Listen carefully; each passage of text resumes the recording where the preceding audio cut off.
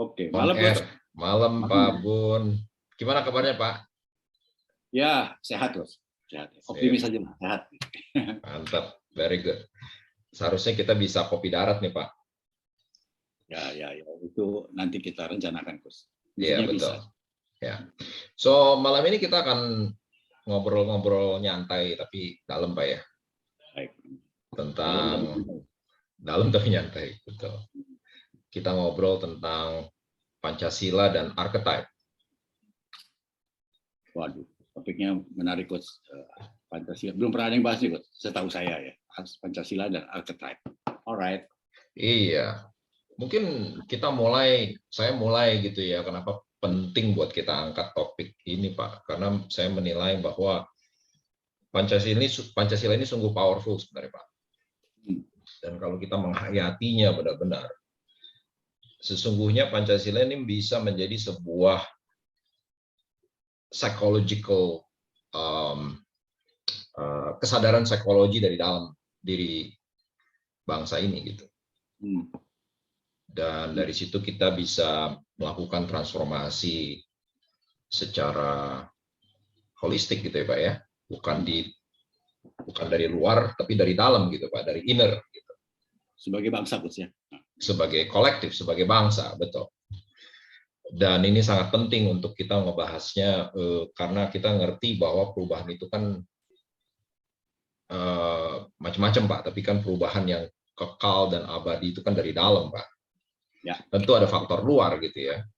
Hmm. Nah, tentu saja archetype berperan penting dalam perubahan psikologis dan kebiasaan manusia gitu Pak. Nah, itu makanya kenapa nampaknya kalau bangsa kita ini semua bisa menghayati Pancasila itu bukan hanya dari sekedar apa ya Pak ya namanya tulisan-tulisan gitu ya, tapi penghayatan dari dalam dirinya gitu. Kita benar-benar bisa menjadi sebuah bangsa kolektif yang persatuannya itu Bhinneka Tunggal Ikanya itu sangat-sangat kuat gitu Pak. Itu menurut pendapat saya Pak. Kenapa kita penting ngobrol-ngobrol gini? Menurut Bapak gimana Pak? Ya penting karena menarik dan pasti berguna Coach tentang Pancasila, apalagi digabungkan dengan archetype ya. Sesuatu yang baru sih menurut saya, bagi saya ya. Kalau saya melihatnya gini Coach, jadi dari Bung Karno sendiri, beliau mengatakan bahwa beliau bukan pencipta, tapi menggali dari jiwa bangsa Indonesia. Yang saya tangkap Coach ya, mungkin yang dia maksud itu kalau bahasa kita tuh Bung Karno itu BK lah, BK itu menggali dari ketidaksadaran kolektif. Jadi semua sila-sila itu sebetulnya sudah ada dalam diri bangsa ini, tapi tersimpan, terkubur di dalam ketidaksadaran kolektif. Nah kemudian Bung Karno mungkin di sini sebagai, belum tahu apa itu ego atau self, tapi dialah yang mengangkat itu ke permukaan dan diproklamasikan, dan orang menyadari bahwa itu adalah ketidaksadaran kolektif yang sudah dimiliki oleh bangsa kita yang sudah lama sebetulnya, cuma sekarang digunakan sebagai pedoman untuk maju sebagai bangsa. Yang saya pahami sementara itu Coach, tentang saya melihatnya Pancasila itu sebetulnya ketidaksadaran kolektif yang berhasil diangkat ke permukaan. Namun apakah itu di dalam kesadaran itu menjadi sebuah kesadaran yang dimiliki oleh semua orang dan digunakan sebagai proses untuk menjadi bangsa yang individuasi, itu kita lihat, masih kita lihat bagaimana menurut Coach. Ya, saya setuju Pak. Saya sendiri melihat apa namanya pendiri Republik ini, the founding father ini Pak Presiden Bung Karno, itu seperti Bapak bilang nggak gampang menggali kolektif unconscious atau ketidaksadaran kolektif gitu ya, nggak gampang dan nggak mudah untuk menganalisanya dan mengangkat ke permukaan. Kalau saya Pak berkecimpung dan sudah bergulat bertahun-tahun dengan archetype ini, rasanya nggak mungkin Pak kalau kita itu mampu memiliki kesadaran tentang archetype apa yang bermain dalam diri kita kalau kita sendiri tidak menyadari archetype dalam diri kita Pak. Jadi saya mungkin berasumsi bahwa Bung Karno ini sebenarnya telah menjadi seseorang yang individuasinya itu sangat-sangat ini Pak ya, sangat-sangat individuasi, artinya bukan individualis Pak ya, tapi individuasi. Dia menjadi seseorang yang dia telah mendalami hero's journey-nya, dia telah mengalami individuation journey-nya sendiri gitu, sehingga dia mampu menggali archetype dalam dirinya dan berpikir tentang archetype-archetype di dalam bangsa ini gitu Pak. Rasanya nggak mungkin kalau Bung Karno tidak menyelami dirinya sendiri dan memahami dirinya sendiri. Itu nggak mungkin beliau bisa mengangkat ketidaksadaran kolektif bangsa ini dan dijadikan sebuah kesadaran, Pak. Gimana menurut Bapak? Saya setuju, Coach. Jadi memang ya seperti Coach tadi bilang ya, kelihatannya Bung Karno ini juga menjalani sebuah proses yang namanya hero's journey, Coach ya. Hero's journey. Ya, betul. Artinya kalau kita lihat siklusnya kan ada panggilan yang dia terima kan. Panggilan yang dia tidak sadari bahwa dia harus bicara, dia harus maju ke depan sebagai pemersatu bangsa gitu. Kemudian siklus keduanya di dalam proses individuasi itu kan ada mentor, Coach. Correct. Nah, dia ketemu mentor juga itu host Cokro Aminoto itu kan. Jadi, betul. Dia ketemu mentornya, lalu dia juga ketemu monster-monster. Oh iya, the shadow, the monster. Iya betul Pak, betul Pak. Monster. Banyak sekali monster. Ya. Sampai akhirnya dia return, dia kembali menemukan sebuah pedang baru dan sekutu baru dalam dirinya yang bisa dia share dan menjadi milik masyarakat Indonesia, bangsa Indonesia. Jadi sedikit menyimpang, Coach, saya tuh ingat sama kata-kata Jung, Coach ya. Dia mengatakan bahwa seniman, dalam hal ini seniman ya, seniman itu juga berfungsi sebagai collective man atau orang yang bisa mewakili suara batin masyarakat. Dia beri contoh itu Goethe kan. Goethe itu dia menciptakan syair The Faust, itu adalah keberhasilan Goethe untuk mengangkat problem-problem yang tidak disadari oleh bangsa Jerman, diangkat ke permukaan, dan itu menjadi memuaskan masyarakat Jerman. Sehingga Jung itu mengatakan bukan Goethe yang menciptakan Faust, tapi Faust yang menciptakan Goethe. Artinya bahwa kita tidak mungkin ya, kalau bisa dikoreksi, barangkali Bung Karno itu bukan sebagai seorang yang atas inisiatif sendiri untuk melakukan ini. Namun barangkali ada sesuatu force, ada sebuah kekuatan yang mendorong dia dan menjadi instrumen dalam tanda kutip itu dari ketidaksadaran masyarakatnya untuk melahirkan Pancasila itu, Coach. Kurang lebih kira-kira gitu. Bagaimana, Coach? Saya setuju sekali dan to be honest menjadi orang nomor 1 di Indonesia pertama kali dan kemudian mencetuskan Pancasila di tahun 45 Juni kalau nggak salah Pak ya, tanggal 1 Pak ya. Kemudian pidato beliau pertama mengekspresikan konsep awal dari Pancasila menjadi dasar negara Indonesia. Berarti kan sebenarnya beliau itu sebelum-sebelumnya sudah mengalami individuation process juga, Pak. Ibaratnya tadi Bapak bilang beliau menerima calling, ya, setiap hero akan menerima callingnya, kemudian dia akan menembus threshold, dia akan bertemu dengan mentor seperti kalau kita lihat analoginya tuh film Star Wars gitu ya, the Return of the Jedi gitu kan, Luke Skywalker bertemu dengan Yoda gitu kan. Nah, saya yakin Bung Karno juga begitu, meskipun kita nggak tahu detail seperti apa, tapi saya lihat dari riwayat hidup beliau dan sebagainya, beliau mengalami struggle yang luar biasa, berhadapan dengan the dragons atau the shadow fight-nya, ya kan. Kemudian tadi Bapak bilang beliau sempat diasingkan, ditangkap gitu-gitu Pak ya. Itu kan sebuah dragon fight-nya Pak, ya kan. Dan itu kan sebuah perjuangan yang lumayan ini Pak ya, dibuang ke Bengkulu, dibuang ke mana? Pernah ke Banda Neira juga Pak ya? Kalau nggak salah ya Pak. Seorang ekstrovert seperti Bung Karno, itu dilempar ke tempat yang dia terasing. Itu kan hukuman yang sangat berat buat orang seperti itu kan. Jadi ya memang berat itu, perjalanan dia tidak mudah gitu. Jadi apresiasi kita tuh memang harus tinggi mungkin sih buat itu.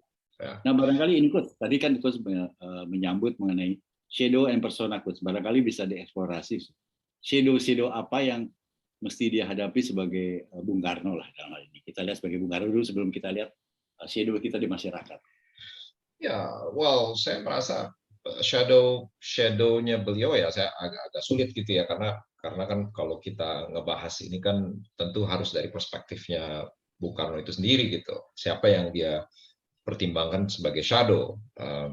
Unless kalau saya menjadi analis beliau atau menjadi terapis beliau, dan mungkin saya bisa menganalisa apa yang terjadi dalam ketidaksadaran atau collective unconscious atau personal unconscious beliau atau kompleks beliau gitu ya.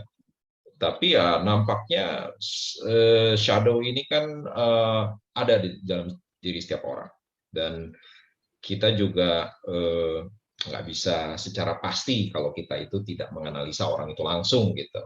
Sebagai klien atau sebagai pasien baru kita bisa menganalisa sebenarnya shadow orang itu apa gitu. Jadi saya rada-rada ragu-ragu kalau untuk menganalisa shadow-nya Bung Karno dan apa tadi The Dragon personanya ya. Tapi saya lihat beliau kan wibawanya luar biasa, karisma, dan tentu saya melihat seorang laki-laki yang demikian karismatik gitu ya, secara umum, bukan secara spesifik gitu ya, tentu mengalami sebuah transformasi yang luar biasa. Dan seperti yang tadi kita bincang-bincang atau kita sepakat bahwa beliau setelah mengalami individuation journey itu atau hero's journey, sehingga beliau membawa kembali pedang atau di elixir buat kesadaran bangsa ini gitu kan Pak.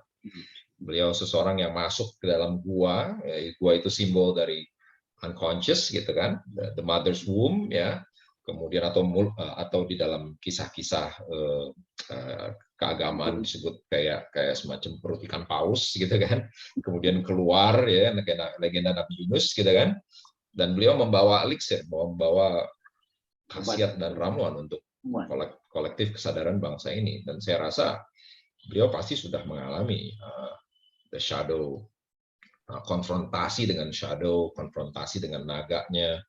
Tapi kan Bapak ingat Pak, bahwa Jung mengatakan bahwa the konfrontasi dengan shadow atau shadow work itu tidak mungkin selesai seumur hidup. Kita akan selalu berhadapan dengan shadow kita, Pak. Nah, dalam kolektif, saya rasa saya terkesan juga dengan beliau. Kenapa? Karena beliau berani mengambil sikap non-blok. Iya. Nah, sikap non-blok itu menurut saya adalah sebuah sikap yang menunjukkan bahwa beliau telah berdamai dengan shadow beliau, dan beliau menunjukkan untuk tidak berpihak kemanapun, karena beliau mengerti kalau beliau berpihak pada satu blok, maka dia akan menimbulkan shadow di blok yang lain kan gitu. So ini sih Pak yang saya bisa share gitu.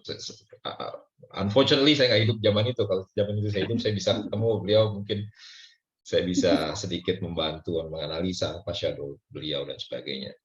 Tapi menarik Pak. Ya, silakan. Saya cuma melihat waktu kecil dia di mobil lah, dia di mobil ya. Itu rasanya nggak lupa-lupa. Padahal cuma ngelihat dari jarak 10 meter, tapi masih ingat lah gitu. By the way, Coach, ada pertanyaan orang awam, Coach. Ya. Bagaimana kita bisa menjelaskan dengan teori Jung? Kenapa seorang Bung Karno atau siapapun lah orang lain, tokoh-tokoh dia, bisa punya karisma? Apakah karisma itu bisa di-create, artinya melalui proses make up gitu, atau dia datang dari dalam, dan bagaimana dia bisa datang dari dalam karisma itu? Karena itu pertanyaan yang menarik buat saya, malah karisma. Ya, menarik sekali.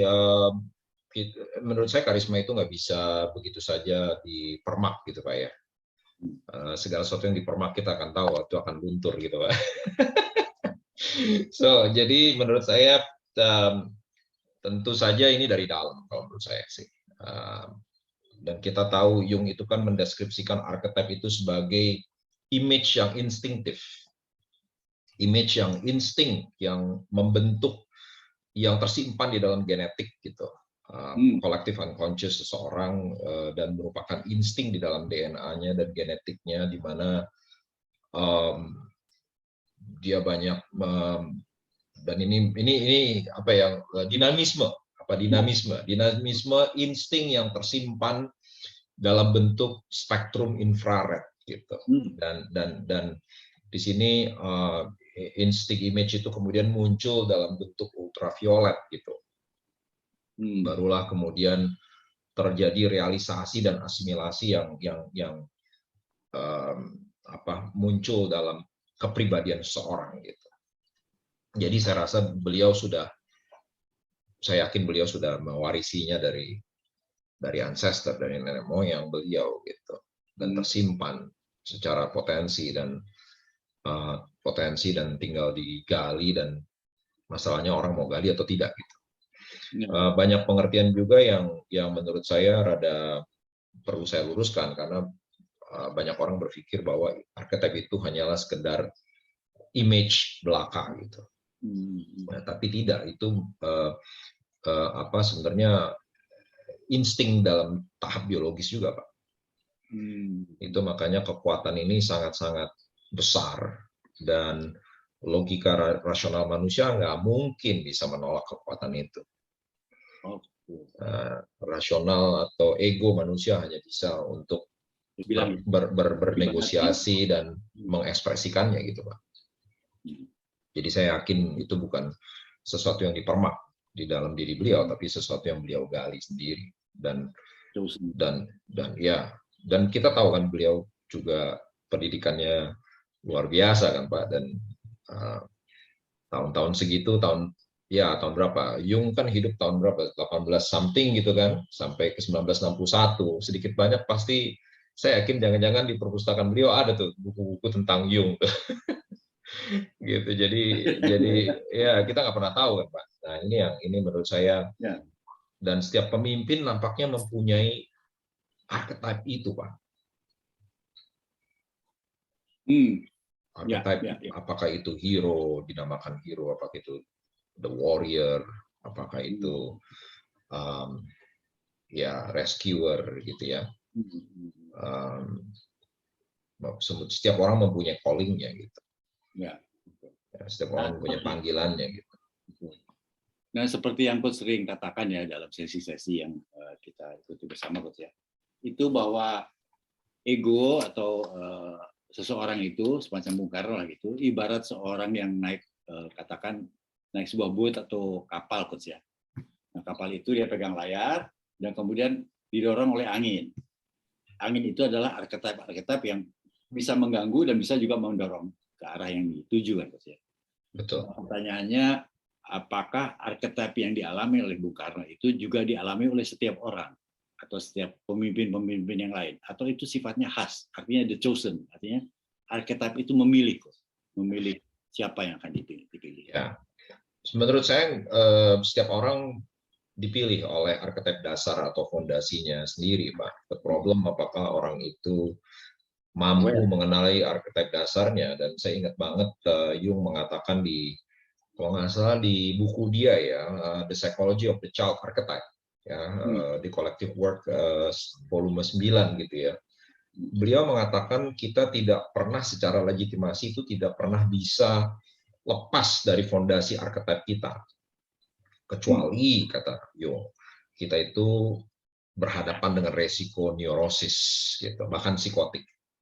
Nah, sama dengan halnya kita nggak bisa membuang badan kita ini gitu, ya kan, atau membuang organ-organ tubuh kita ini kecuali melalui proses bunuh diri gitu ya.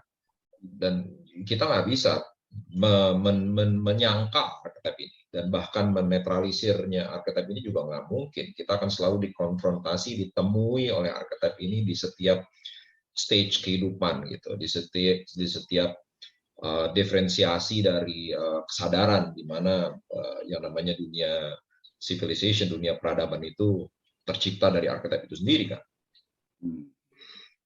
Jadi dengan tugas kita menemukan new interpretation dari setiap tahap kehidupan, setiap pelayaran kita di perahu layar itu menjadi sangat penting buat kita, supaya kita jangan salah jalan gitu, dan salah ngikutin angin atau arus gitu ya.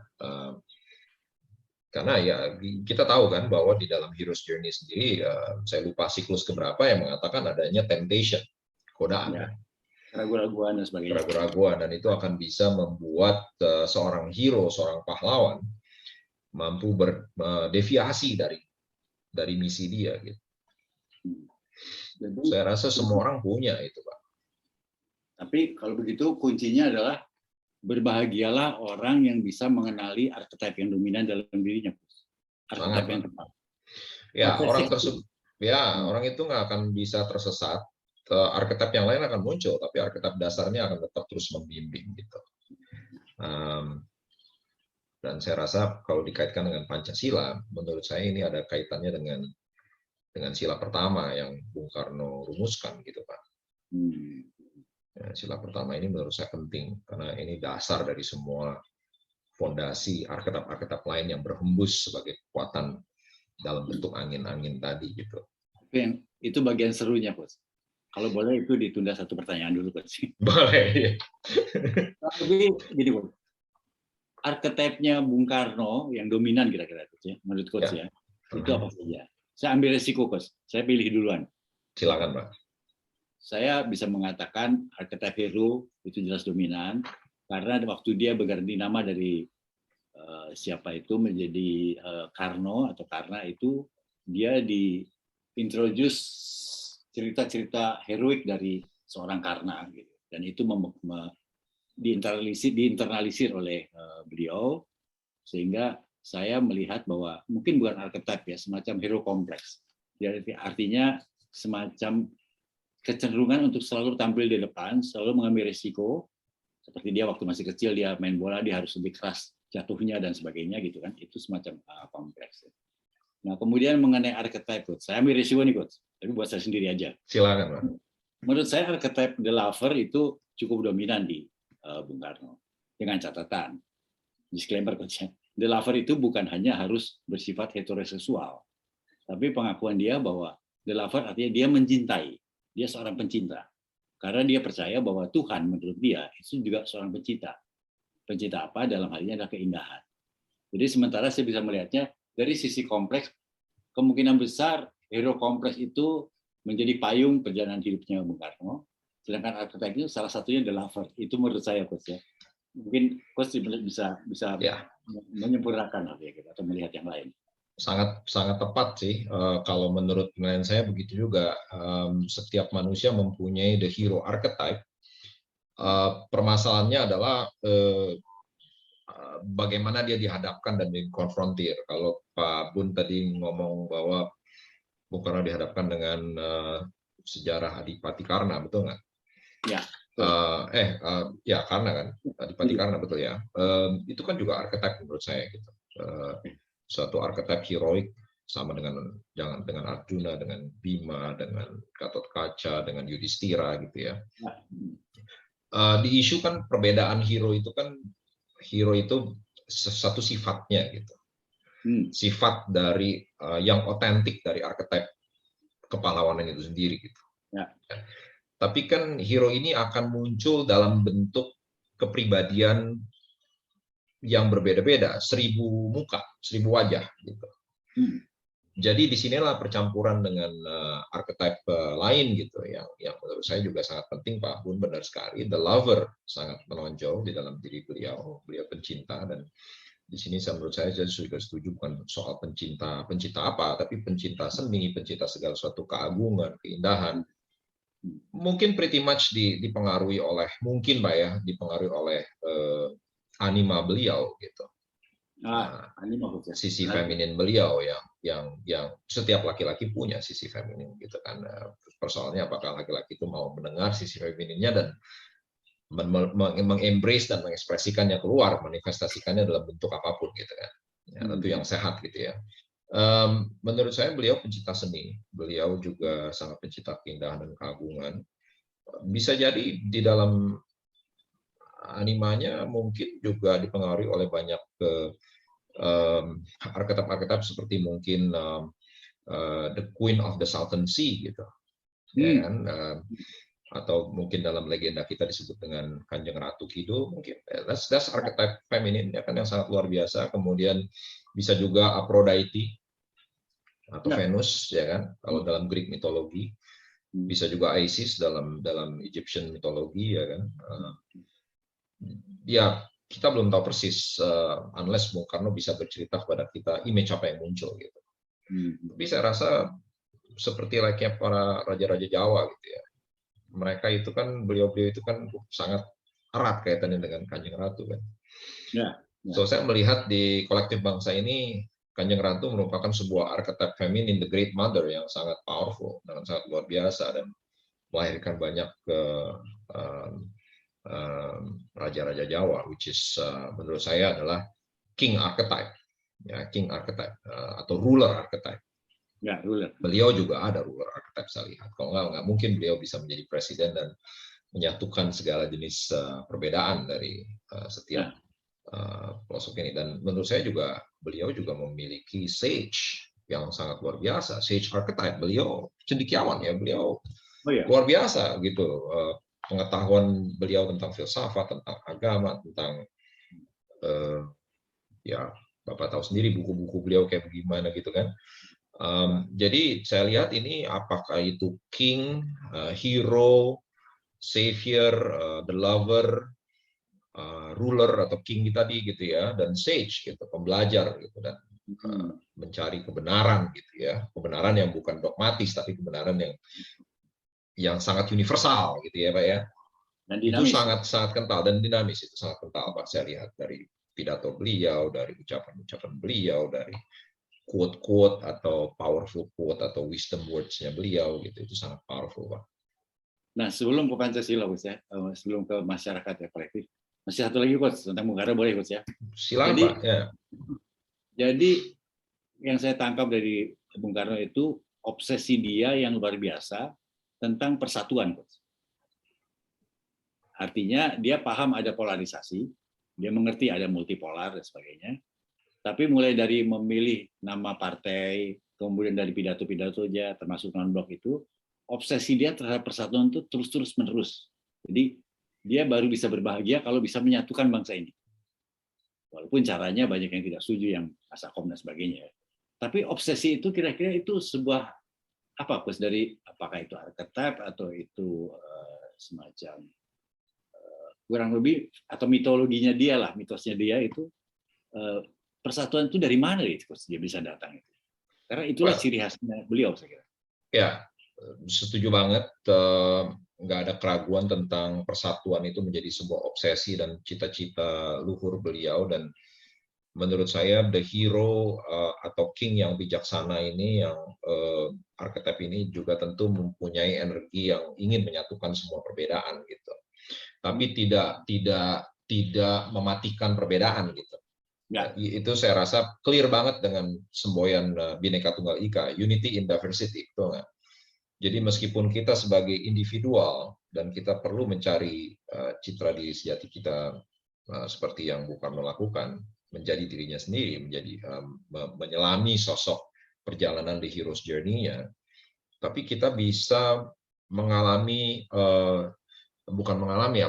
kita bisa di balik perbedaan kita, uniqueness kita bisa berkontribusi kembali kepada kolektif kesadaran kolektif di masyarakat. Dan saya rasa archetype itu yang mendorong beliau kalau bangsa ini ingin benar-benar maju dan keluar sebagai bangsa yang benar-benar dicita-citakan oleh Bung Karno, bangsa yang mulia, bangsa yang besar gitu ya, dan menonjol dan unik dari segala macam bangsa di muka bumi ini, which is itu kan kolektif unconscious semua gitu kan. Maka sebuah bangsa perlu menyadari bangsanya sendiri, jati diri bangsa itu siapa gitu, di tengah-tengah perbedaan dan heterogen masing-masing individunya, dan kemudian bersatu menjadi sebuah kesadaran kolektif yang mempunyai cita-cita dan keluhuran bersama gitu, dan nilai-nilai bersama. Saya rasa dari situlah timbul nilai-nilai bersama, itulah yang perlu mengikat semua perbedaan gitu. Dan ini mengikat semua jenis etnis, jenis pemahaman kepercayaan apapun itu gitu ya, berbeda-beda tapi satu gitu, yaitu unity in diversity. Jadi archetype ini kan sebenarnya kan Pak, memang banyak wajah gitu ya, banyak jenis archetype seperti yang Jung katakan gitu ya.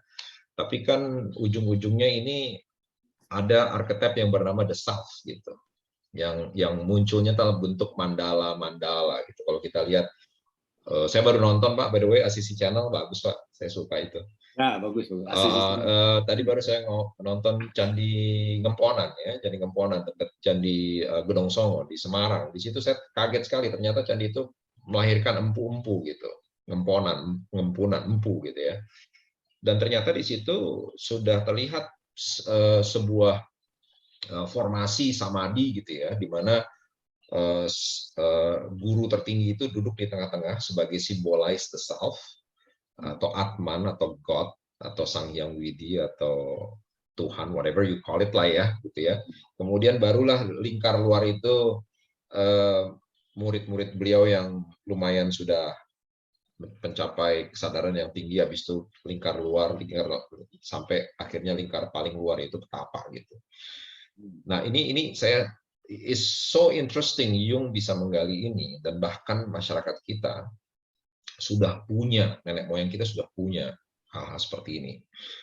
Dan saya yakin Bung Karno sadar akan hal ini. Saya yakin Bung Karno aware dan conscious sekali tentang hal-hal seperti ini, dan bagaimana beliau juga menggali archetype the self ini dan menjadikannya jadi rumus sila pertama gitu.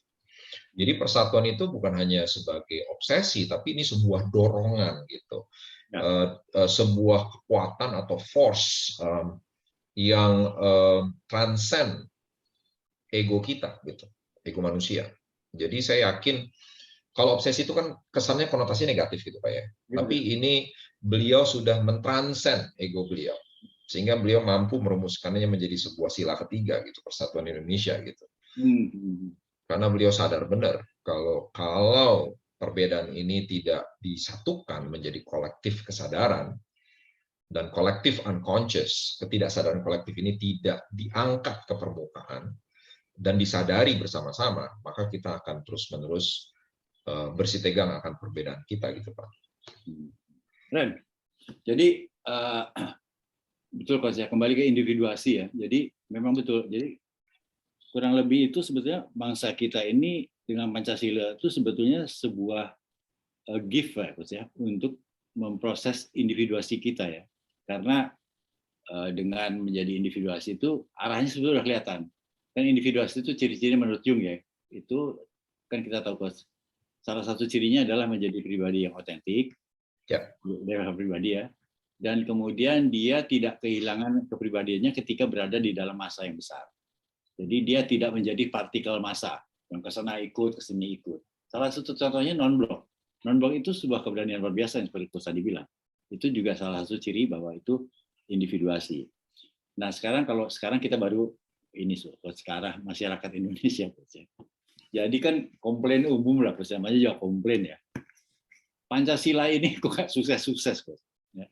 Sementara kalau Bhinneka Tunggal Ika menurut saya itu prestasi. Jadi Bhinneka Tunggal Ika itu adalah sebuah komitmen kebudayaan yang luar biasa, yang bisa kita capai.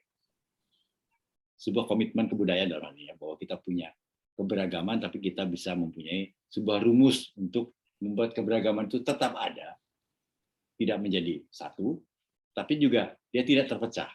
Itu kan rumus yang menurut saya jenius, yang barangkali Indonesia cukup bersyukur terhadap itu. Nah sekarang mengenai Pancasila, kan komplain lah, kalau kita mendengar komplain orang ya, Pancasila ini nggak sukses-sukses, tidak menjadi nilai, tidak tercermin dalam perilaku bangsa.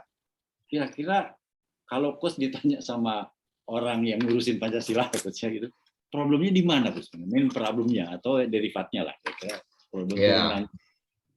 Ya, pertanyaan yang menarik sekaligus challenging menurut saya ya, karena saya belajar Pancasila dari SD gitu ya, kemudian SMP gitu. Terus terang pengalaman diri saya sendiri, terus terang ya saya pernah jadi apa tuh yang mimpin upacara tuh di SD tuh kayak upacara bendera tiap pagi tuh memimpin upacara lah ya.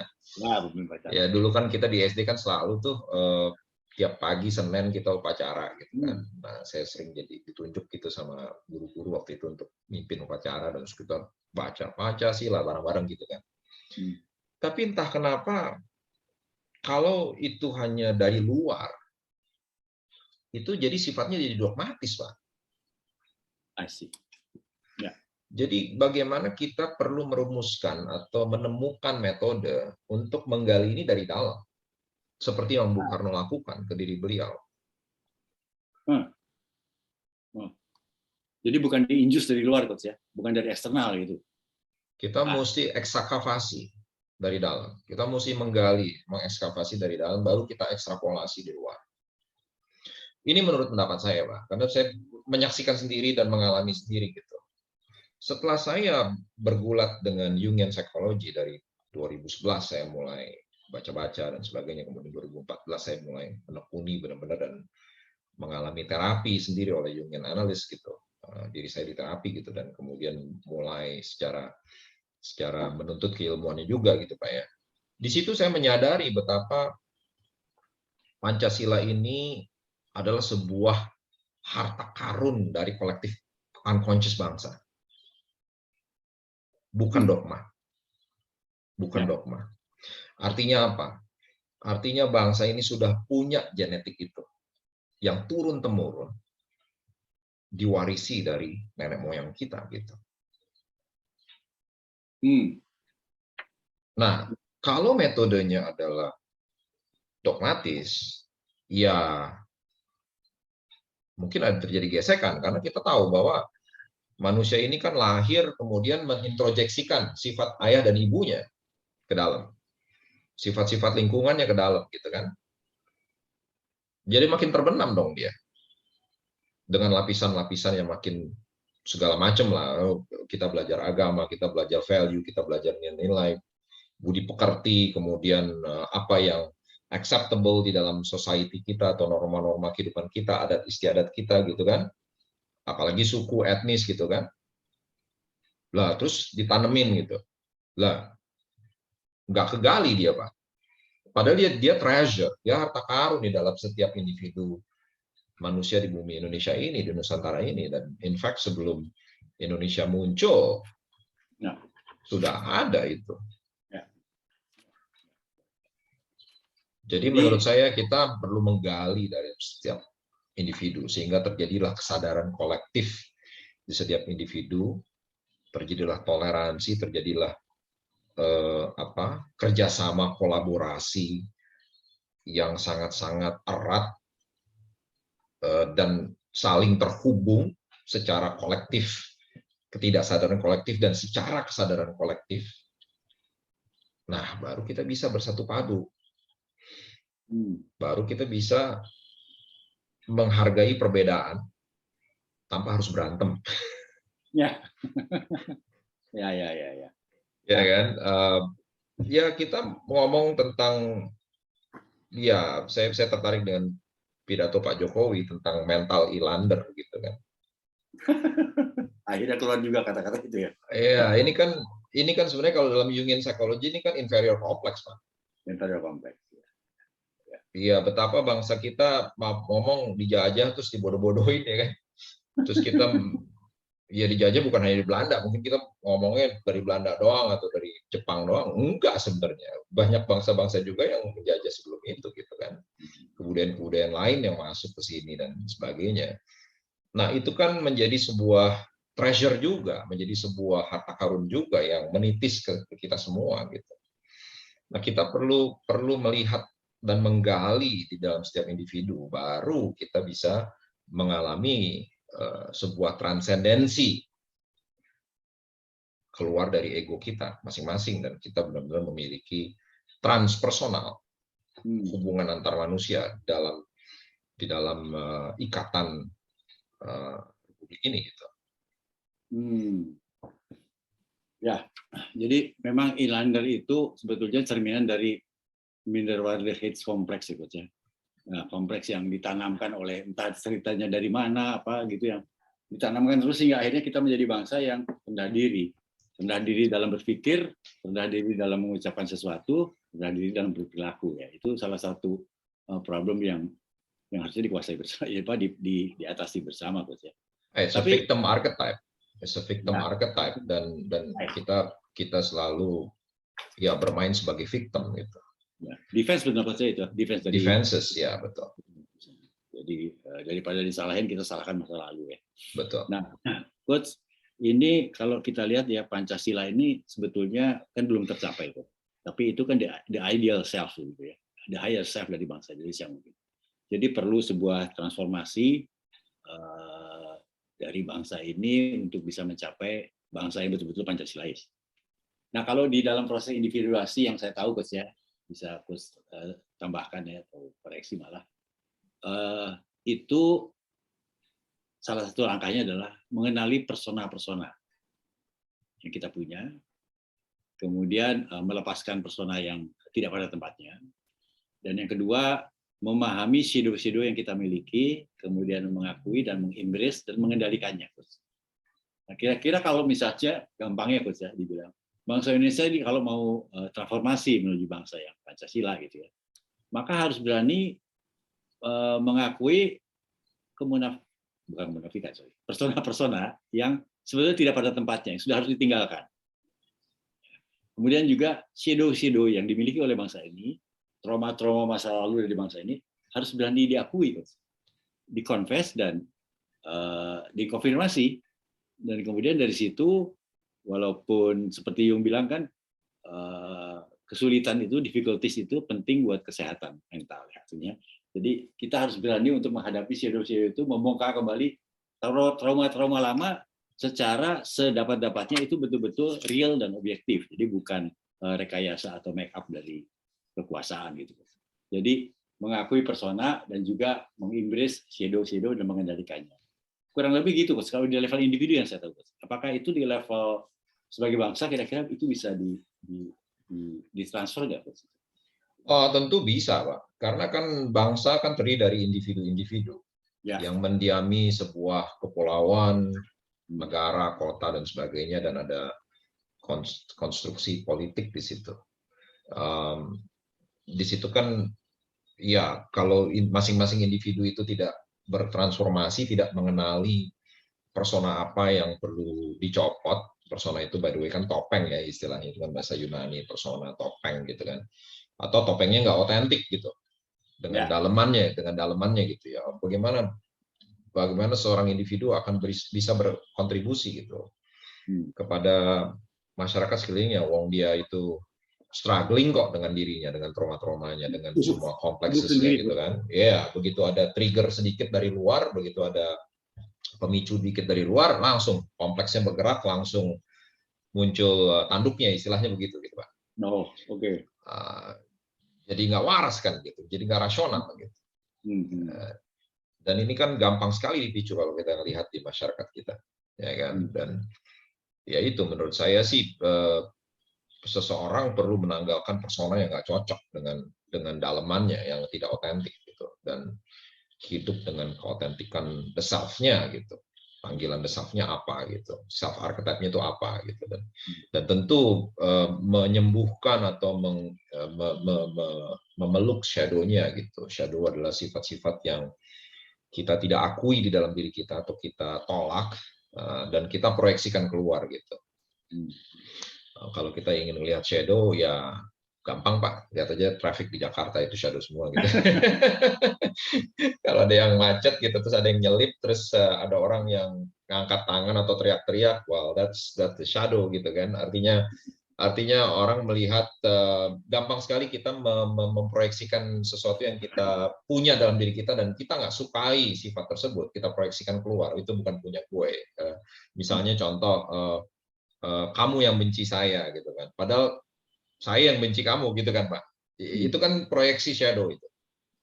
Nah, bagaimana seseorang bisa sadar sesadarnya kalau shadow tersebut tidak dikonfirmasi, tidak dipulihkan, tidak ditarik kembali ke egonya masing-masing gitu, dan dijadikan sebuah sifat yang netral, dan kemudian kita bisa berhadapan secara rasional dengan segala macam gejolak yang terjadi di lingkungan kan gitu Pak.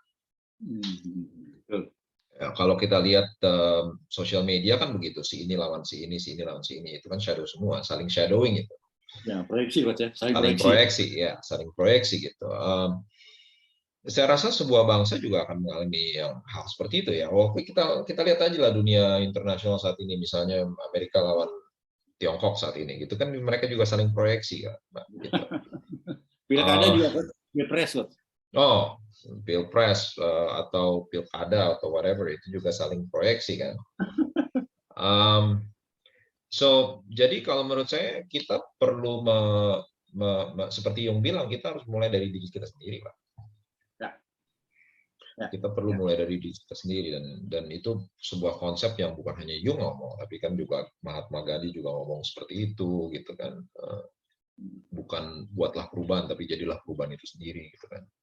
Ya. Jadi So, konsep Jung ada salahnya menjadi alternatif paradigma, Coach, ya, dalam salah satu pilihan paradigma dalam memandang persoalan bangsa ini, dan juga mencoba untuk menawarkan, ya siapa tahu ya, menawarkan ya paling tidak di level individual dulu lah, kira-kira gitu ya, atau kelompok-kelompok kecil untuk arah transformasi. saya Coach, rasa begitu, Pak. sekarang kita ke sila-sila, Coach. Ya. Sila-sila kita apa aja, dan saya berikan tempat buat Coach aja untuk menjelaskannya. Wah, sama-sama dong, Pak. Kita kan udah bareng-bareng ini ngobrol ini gitu kan. Jadi sila pertama, ketuhanan yang Maha Esa, Pak ya.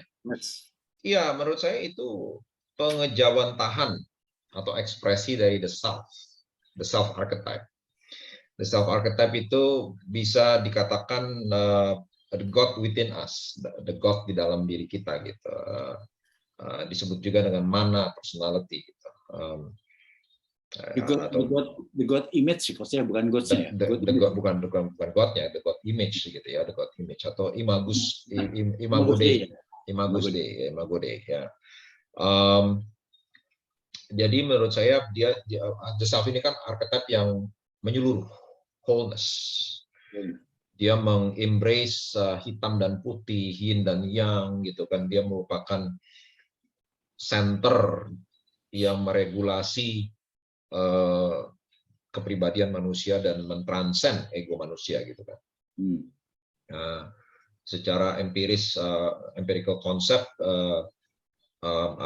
self ini memiliki banyak sekali fenomena psychic dalam diri manusia gitu.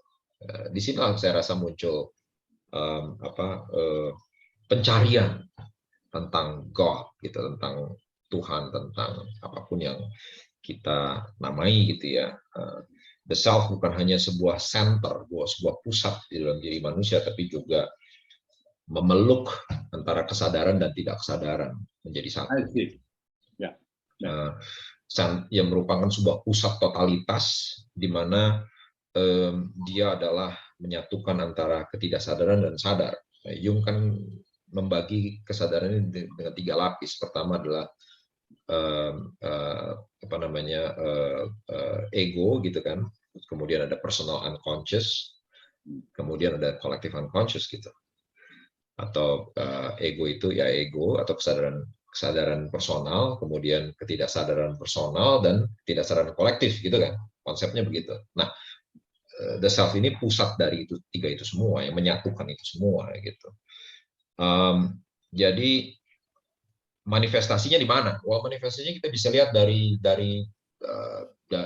dalam agama, di dalam mitos-mitos, dalam legenda, di dalam budaya, di dalam art atau seni gitu ya.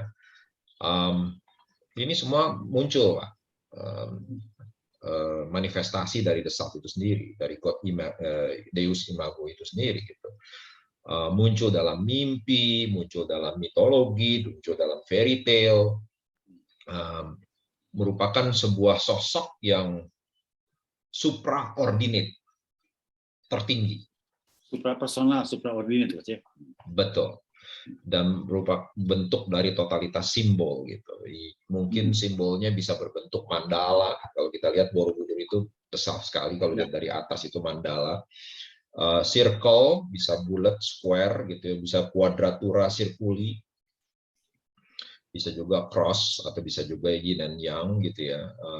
Merepresent, mewakili, mungkin bahasanya agak sedikit ini, complexio oppositorum. Kedengarannya kayak bahasa Batak ya, oppositorum. Basically itu union of the opposite, menyatukan kutub yang berbeda gitu kan. Polarisasi itu ya. Polaritas gitu. Dan ini muncul sebagai united duality, dualitas yang bersatu gitu. Dalam satu bentuk gitu. Contohnya Tao, lambang Tao, simbol Tao ya, berbentuk yin dan yang gitu ya. Star of David misalnya. Terus misalnya juga mandala tertentu gitu ya. Bunga teratai gitu. Bunga teratai juga is a symbol of the self gitu ya. Atau bisa juga the hostile brother antara hero dengan enemy-nya, jagoan dengan musuhnya, kayak Faust dan Mephistopheles-nya gitu ya. David Goliath. Ya, David and Goliath gitu. Ini semua simbol dari the self gitu, dan saya yakin Bung Karno sudah bertemu dengan imago Deusnya, karena kalau nggak mungkin beliau akan taruh itu di sila pertama. Ya. Dan saya ingat banget ada YouTube beliau berpidato di PBB gitu Pak, tentang konsep 5 sila ini kan. Dan dia bilang apa dia bilang nomor 1 itu, dia bukan bilang ketuhanan yang Maha Esa, tapi bahasa Inggris gitu ya. Believe in God, dia bilang begitu kan. So buat saya mungkin beliau bukan hanya believe in God, tapi beliau juga sudah bertemu dengan Deus imagonya, jangan-jangan, sehingga beliau bisa merumuskan itu dengan sebuah ide, sebuah konsep, sebuah force, sebuah kekuatan yang memang di luar akal, gitu, luar rasional, gitu. Dan beliau mampu mengartikulasikannya dengan baik, gitu ya. So the self merupakan sila pertama, dan ini merupakan segala penciptaan dasarnya ya dari God ini kan, termasuk bangsa ini. Jadi saya rasa kita nggak akan pernah bisa keluar atau putus dari godly nature kita.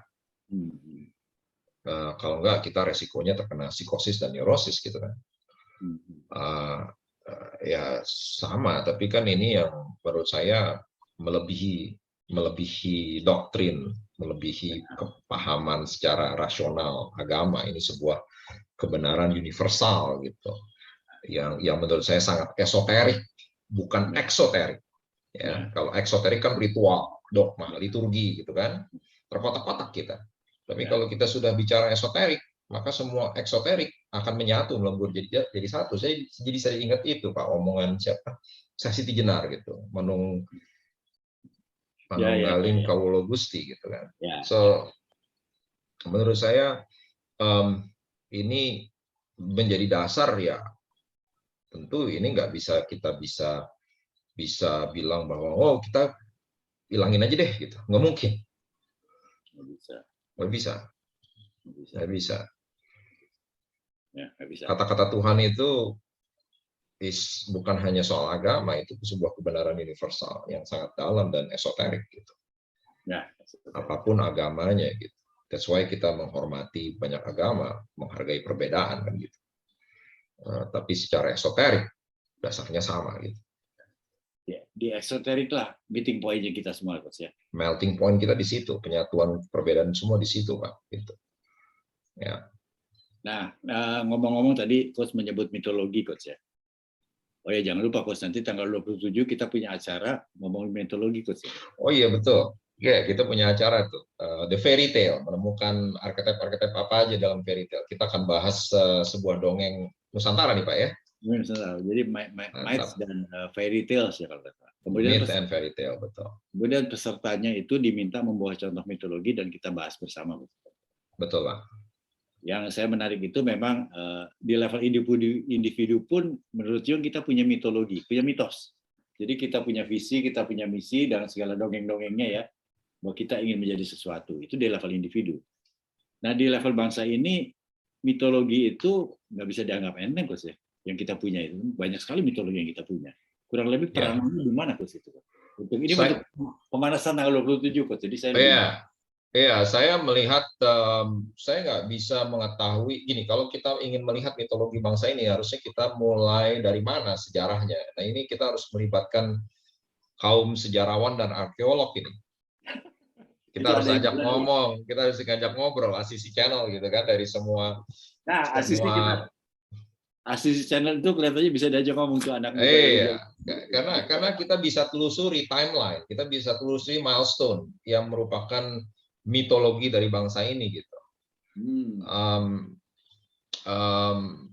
Tapi ya ini yang perlu kita kilas balik dan perlu kita angkat ke permukaan, dan semua manusia Indonesia ini menyadari gitu milestone kita apa aja gitu, dan kita melalui tahapan apa saja gitu. Bukan hanya saat kemerdekaan saja, tapi ya ratusan ribuan tahun yang lalu harusnya kita mulai menggali dan memiliki sebuah timeline gitu. Dari situ kita bisa mengambil sebuah intisari sebenarnya dari semua pola archetype yang muncul dari setiap zaman, setiap era kekuasaan atau kerajaan Nusantara gitu, sampai kemerdekaan sampai saat sekarang, kita bisa melihat tuh sebuah archetypal pattern yang kita bisa analisa, Pak. Apa archetypal yang sangat dasar? Selain the self tentunya ya, selain the self. The self sih udah nggak bisa diragukan, semuanya terkait dengan the self gitu ya. Tapi archetypal dasar apa kita nih sebagai bangsa yang terus-menerus bersuara dan mengendalikan keputusan bangsa ini gitu. Kita bisa lihat.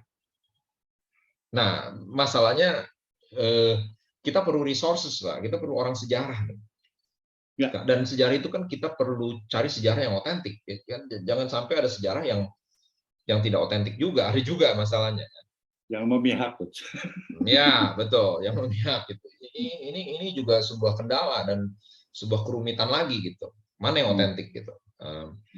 Dan kita harus mencari yang otentik dan kita harus mampu drawing the timeline, drawing segala macam step, segala macam langkah, segala macam transit point gitu dari setiap bangsa ini dan sebuah peristiwa-peristiwa, kejadian-kejadian besar atau tragedi-tragedi atau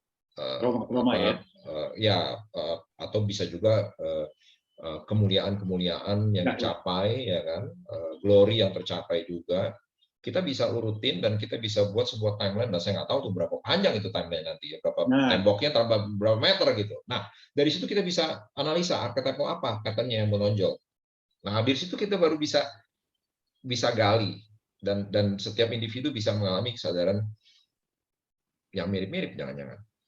Nah, itu menarik, itu penting tuh Coach. Karena gini, kalau Jung itu kan menurut saya keistimewaannya itu dibanding Freud yang mengandalkan masa lalu, Coach. Dan juga Adler yang menuju ke depan ya, visional finalisme itu kan. Teleological. Ya, teleologi. Ya, betul. Nah, Jung ini dua-duanya, Coach. Betul. Dia percaya soal past experience, perjalanan masa lalu, tapi dia juga memperhatikan teleologis, memperhatikan future. Jadi saya suka ngomong ke orang-orang seperti Dewa Janus, Coach. Jadi yang wajahnya dua tuh. Satu Februari. Betul. Nah, selama ini kalau menurut saya tren dari pidato-pidato para pemimpin kita, saya nggak sebut nama, itu memang lebih ke arah visi itu, ke arah teleologis terus. Sementara mitologi itu seperti dianggap masa lalu yang nggak ngefek, terus. Padahal itu kan bukan sebuah sequence yang putus, terus ya. Nggak boleh putus, Pak, karena kan kita ini adalah jumlah dari pengalaman masa lalu kita. Betapa kalau kita memendam pengalaman masa lalu kita dan memendam trauma dan kita nggak pulihkan, ya dia akan mengganggu kita karena the psychic energy tidak akan tersedia untuk perjalanan kita di masa depan karena psychic energy diikat oleh pengalaman tersebut di masa lalu.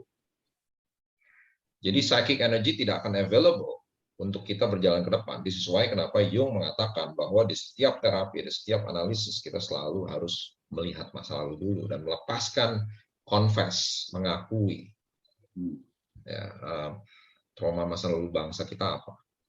Nah, di sini yang kita perlu. Berarti langkah konkretnya tuh Coach, barangkali ide yang Coach tadi bagus, Coach. Jadi kita mesti punya kesempatan, waktu untuk melakukan refleksi, retrospeksi, dan inventarisasi dari timeline itu, Coach. Cuman kita belum tahu dari mana mulainya kan. Tapi kita akan mengidentifikasi archetype atau journey apa yang efek ke sekarang. Correct. Yang pasti mempengaruhi visi kita. Ya. Jadi jangan, maksud saya kita tidak usah terlalu jauh memandang seperti bangsa lain ke sana kita ikut ke sana, sementara kita melupakan past experience yang sebetulnya kumulasi dan membentuk kita sekarang. Correct. Itu, ya. Betul. Kita akan coba ketemu sejarawan, terus kita cari. Oh iya, kayaknya begitu. Dan ini merupakan proyek besar, Pak. Kalau visioner banyak, Coach. Kita harus ke sana. Itulah. Itu oke. Bagus. Tapi terus terang bagaimana kita bisa mencapai visi kalau kita nggak mengenal masa lalu kita dan mengakui dan berdamai dengan masa lalu kita semua gitu. Dan energinya tersedot di situ. Energinya masih energi masa lalu tetap berpengaruh kan Coach ya? Tetap berpengaruh. Kita akan tetap terstimulus bereaksi terhadap stimulus-stimulus yang membuat kita akhirnya terombang-ambing dan nyasar gitu dari perjalanan mitos kita sendiri kan gitu Pak. Jadi kesimpulannya kita itu nggak turun dari langit begitu aja, Pak. Dok, gitu jatuhnya. Kayak Mr. Bean gitu. Nggak punya masalah. Ya, betul. Alright. Well, oke. Alright, Pak. So, ini baru tahap sila pertama, Pak ya. Nanti kita lanjut lagi. Kita ke sila kedua nih. Makin seru nih. Kita ketemu lagi di sila kedua. Mungkin ada sila pertama juga atau ada sesuatu, Pak, sebelum kita akhiri. Ada pesan tertentu mungkin, Pak, buat kita semua. Ya mudah-mudahan ya mungkin ini paradigma baru atau cara memandang yang baru, tapi mudah-mudahan ini bisa menjadi inspirasi buat semua orang yang berkepentingan. Karena saya pikir 99% bangsa ini berkepentingan untuk bangsa ini maju. Jadi sama lah, walaupun caranya beda-beda, tinggal kita memberikan sebuah barangkali bisa menjadi sebuah tambahan paradigma atau cara memandang persoalan itu agak lebih unik sedikit gitu kan. Jadi agak lebih baru gitu. Kira-kira melalui approach psikodinamika atau Jung atau transpersonal dan sebagainya. Kurang lebih gitu Coach. Terima kasih banyak. Terima kasih juga Pak. Nanti kita saya ternyata lancar Coach. Oke Pak. Sampai ketemu lagi. Terima kasih Coach. Oke.